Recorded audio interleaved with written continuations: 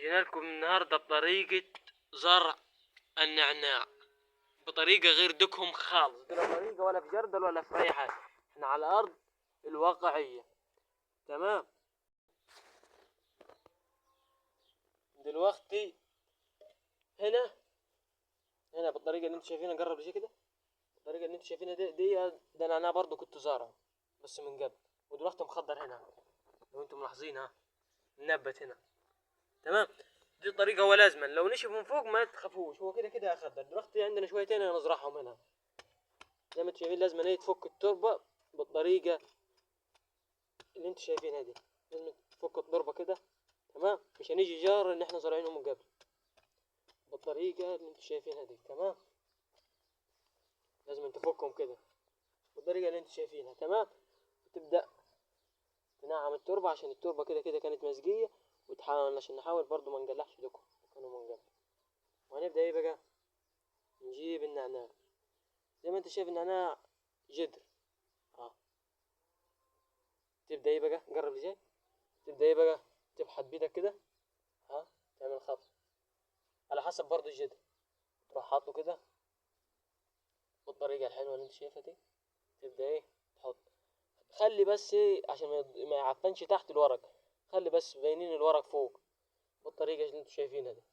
خلي شوية ورق فوق باينين، وشوية ورق من هنا برضو كمان بالطريقة اللي انتوا شايفينها دي. وهنجيب واحدة تاني جنبيها. طبعا دي بقى مش هننفع نعمل لها خط، هنبحث لها ايه؟ قرب زي نبحث لها كده بالشكل اللي انتوا شايفينه ده، ونبدأ نحط النعناع بالشكل اللي انتوا شايفينه ده. بس حاول ما تخليش جذور تحت، او حاول ما تخليش ورق تحت عشان ايه ما يعفنش. تمام. الطريقة اللي انتوا شايفينها دي في الفيديوهات دي غير اللي انتوا شفتوها خالص. دي هناك انا كنت زرع فوق السطح بس كده. في عندك جذر هنا تاني الطريقة اللي انتوا شايفينها دي. بس خلي بالك هو كده كده في فصل الشتاء اللي احنا فيه ده، اي خضار اي زرع اي نعناع اي زرع خالص بيقف بيقف زي ما انتوا شايفين. هنا الزرع كله واقف. دي ليمونة واقف، وده صلى على النبي، ده رمان ده رمان واقف. كله اي خضار بيقف، اي زرع اي شجر بيقف في فصل الشتاء اللي احنا فيه ده. بيبدأ كله يشتغل بعد ما يروح مشير ان شاء الله بعد رمضان. كل عام وانتم طيبين ان شاء الله. الطريقة اللي انتم شايفينها دي طبعا لسه قاعدين شوية جذور شوية شتلة بالطريقة اللي انتم شايفينها. تبدأ تبحث تاني كده. تمام. الطريقة اللي انتم شايفينها دي، وتبدأ تزرع تاني هنا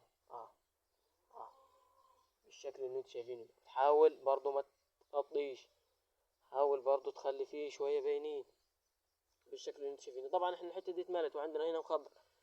تبحث هنا بقى. اهم حاجة تفك التربة كده بالشكل طبيعي اللي انتم شايفينه قدام بالشكل ده بالظبط.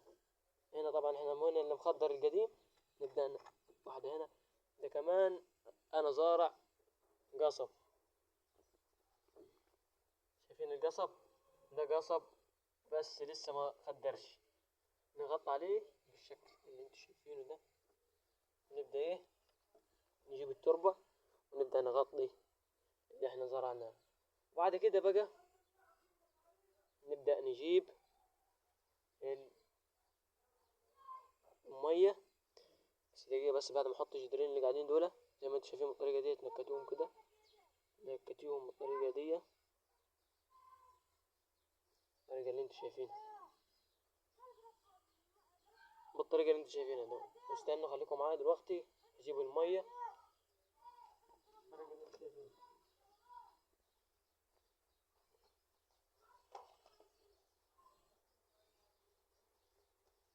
بالطريقة اللي انتم شايفينها دي المية دلوقتي. بس حاول ايه ما تكترش مية بالطريقة اللي انتم شايفينها. تمام.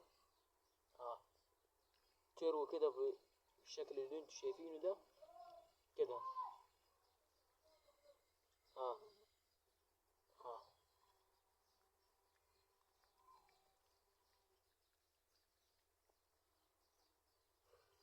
بالشكل الممتاز اللي انتم شايفينه ده. وديها بس حوالي 10 ايام تيجي تلاقيها نبت التاني بالشكل اللي انتوا شايفينه ده. تمام. لو عجبكم الفيديو ما تنسوش تصلوا على النبي، تعملوا اشتراك للقناة وصلوا على النبي قبل ما تخلص الفيديو.